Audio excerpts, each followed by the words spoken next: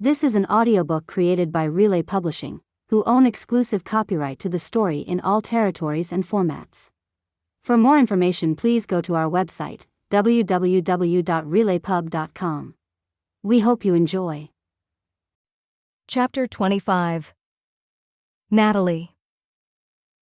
My tension headache kicked up the minute I got to the front doors. I'd always loved the feeling I got when I walked into Branson, but ever since things went to hell with James, it felt like I was walking into a bad dream every damn day. I still loved the work and my colleagues, but his ghost lingering everywhere made it impossible to move past my broken heart. There were too many good memories.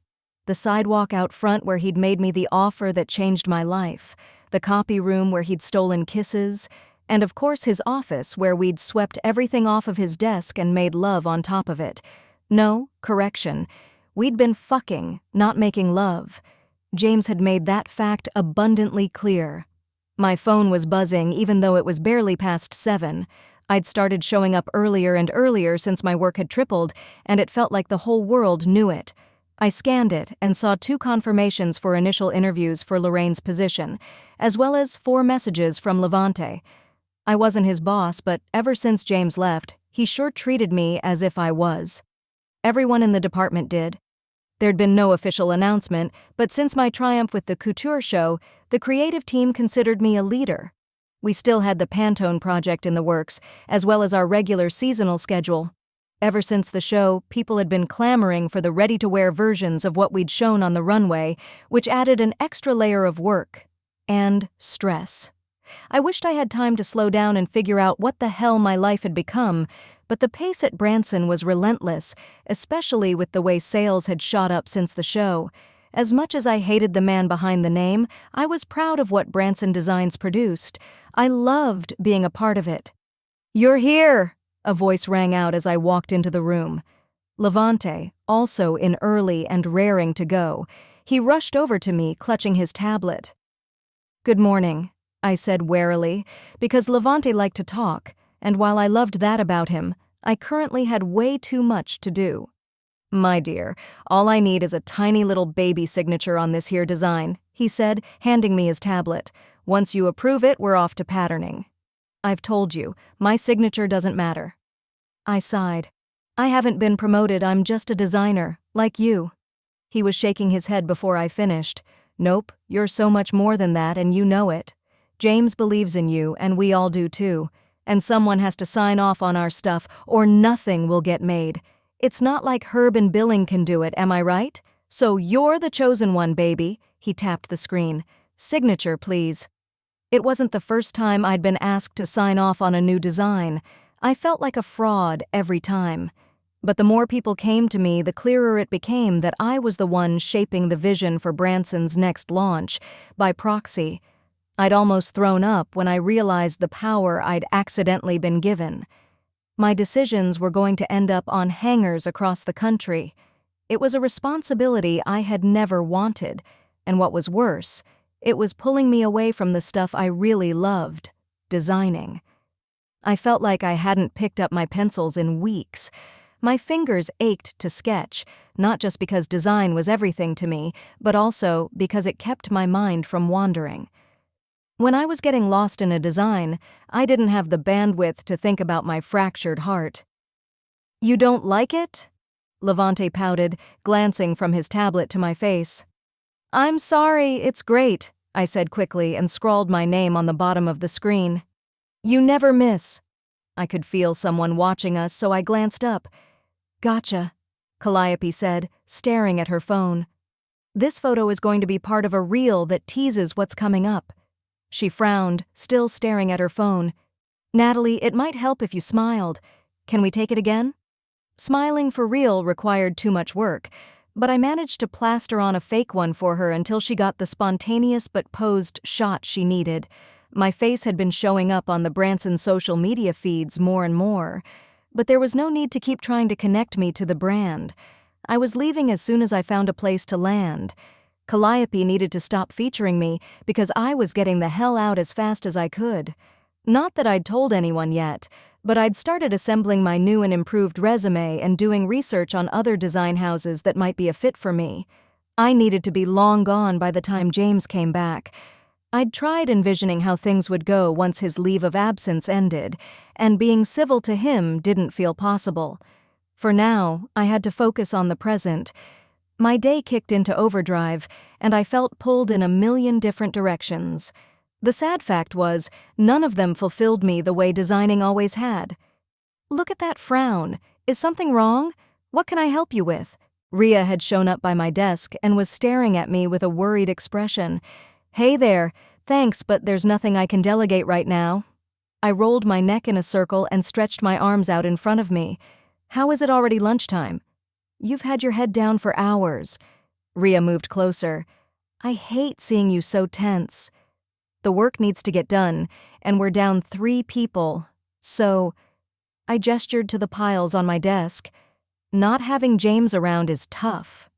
Rhea gave me a pointed look, but I refused to take the bait. People probably had a million theories about what had gone on between me and James, but no one dared to ask about it directly, which I appreciated. We were there to do a job, not speculate on my love life. Not that it was ever really love. "Oh my," Rhea muttered, staring past me.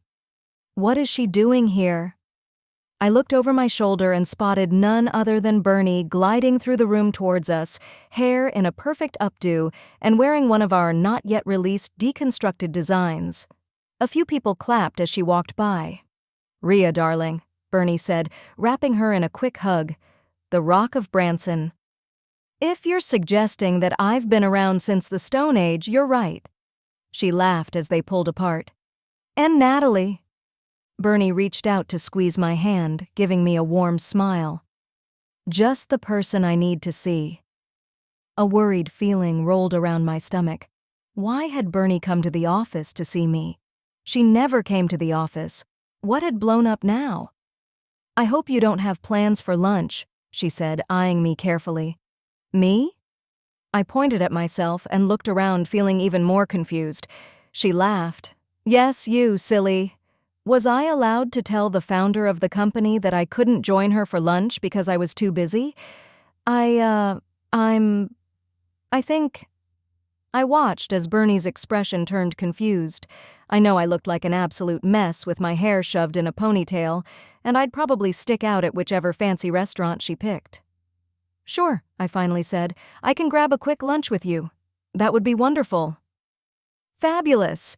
Meet me downstairs in 5. The driver is waiting for us."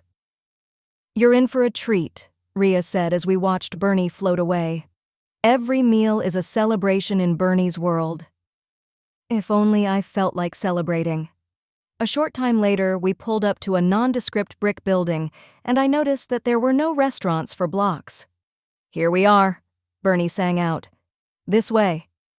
I followed her into the building and tried to hide my shock at the tiny anteroom. The place was ancient, with no signs of life. She slid open the door to a closet-sized elevator that looked downright dangerous. "It won't fall, I promise." She paused. "At least I don't think so." I got on and crossed my fingers. "Where are we?" I asked as the rickety thing climbed slowly. "Just 1 more minute and you'll see." The elevator door finally opened to a massive white expanse packed with rolling clothing racks. It had the vibe of a spotless medical facility.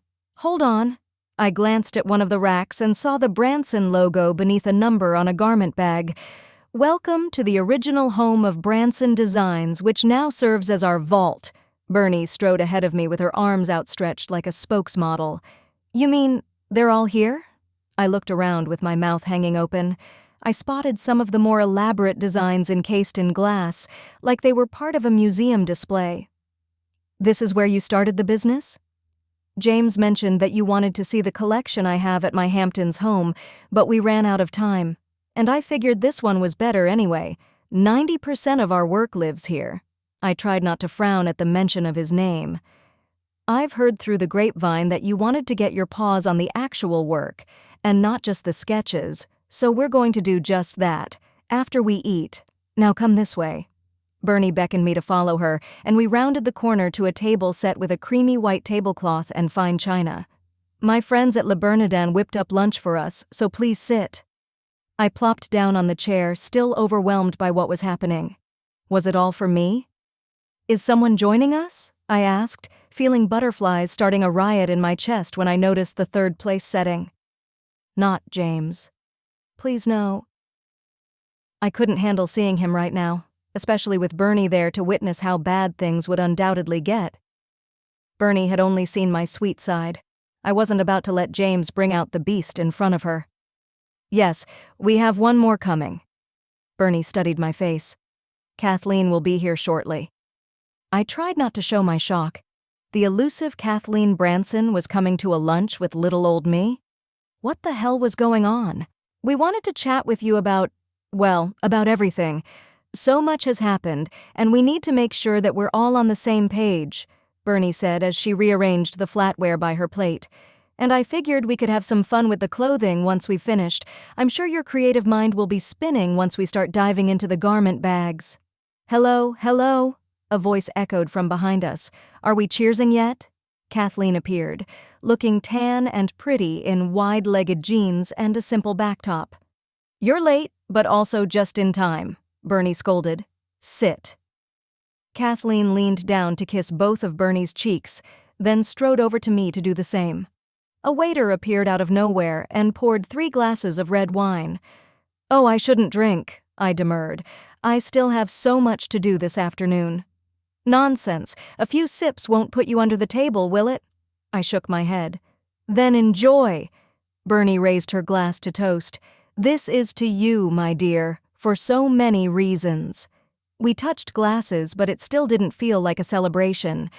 First, Bernie continued, Kathleen and I both want to thank you for being a part of Christopher's life.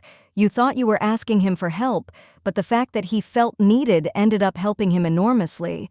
I don't think you even realize all you did to help him come out of his shell and live again. Now, obviously things took a turn, but he's in a much better state of mind now. Have you spoken with him lately? I shook my head again and fiddled with the wine glass. I figured it was better to, give him some time. I didn't want to mention that I'd cut off all contact with any Bransons outside of work. Well, he's doing wonderfully. He's making all sorts of positive changes, and we're so proud of him, Kathleen added. Now, his brother, on the other hand. My stomach seized up at the mention of James. How did I know we were going to get to him eventually? Bernie drained her glass. I'm terribly disappointed in him. The way he acted with Heidi at the show. She shuddered. I know he says it's all for publicity, but where do we draw the line? At a certain point, he needs to stop living for Branson Designs and start living for James Branson. I raised an eyebrow in response. I wasn't sure how candid I could be with her. Now, I'm aware things ended badly between you, she continued. I don't know the details, but he did tell me that you're no longer together. And that breaks my heart. Bernie wasn't the only one left with a fractured heart. She frowned at me and reached across the table to give my hand a squeeze. The simple gesture made my eyes fill with tears. Oh, sweetheart, she said, frowning harder.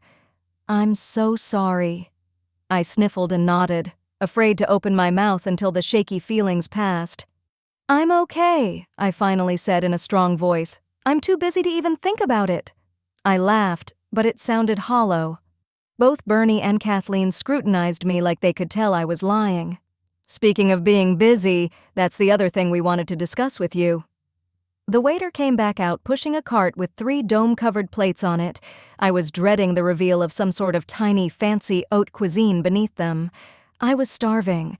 I needed real food. Dig in, ladies, Bernie said as she lifted the dome.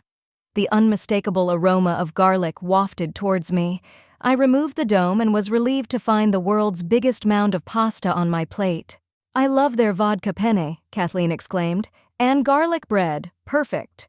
Sharing a delicious lunch with them was indeed perfect, if I let myself forget for a minute about all of the ancillary bullshit in my life. As I was saying, Bernie gestured to me with a piece of garlic bread. We're aware that your working conditions might be challenging, given what happened with James. She cleared her throat. But you need to know that you have a home at Branson for as long as you like. James might run the show, but I'm the ultimate authority whether he wants to admit it or not, and I want you to stay with us." I smiled. It was no secret that Bernie pulled strings whenever she could. "Branson needs you," she continued. "Your vision, your passion, and your drive." "You're special, Natalie," Kathleen added. "Christopher can't stop raving about you, but it's more than your talent. We appreciate you as a person. You're kind, and based on the way you helped Christopher, you have incredible empathy." My eyes filled with tears again. This type of pep talk was completely foreign to me, what I wouldn't have done to hear these sorts of things when I was younger. "Don't cry, sweetheart," Bernie said in a soft voice. "Everything will be okay. It might not feel that way now, but you're going to pull through stronger than ever." I sniffled and rubbed my eyes, not caring that I was smearing my makeup. These two women clearly got me. There was no need for me to worry about appearances with them. "I'm not sure what's next for me, to be honest," I said once I felt more even-keeled. "But I appreciate your kindness today. I hope you know how much I love Branson design." The knot in my throat cut off my words. "Thank you," I finally said. Bernie and Kathleen exchanged a glance, and Kathleen leaned over to clasp my arm. "Once we finish our food, we'll dive into the archives," Bernie said. "Where would you like to begin?" And with that, we shifted to topics that didn't make me want to cry. My future was a mystery, but in this moment, flanked by two women who seemed to really care about me, I allowed myself to feel safe. This was an audiobook created by Relay Publishing, who own exclusive copyright to the story in all territories and formats. For more information, please go to our website, www.relaypub.com. We hope you enjoyed.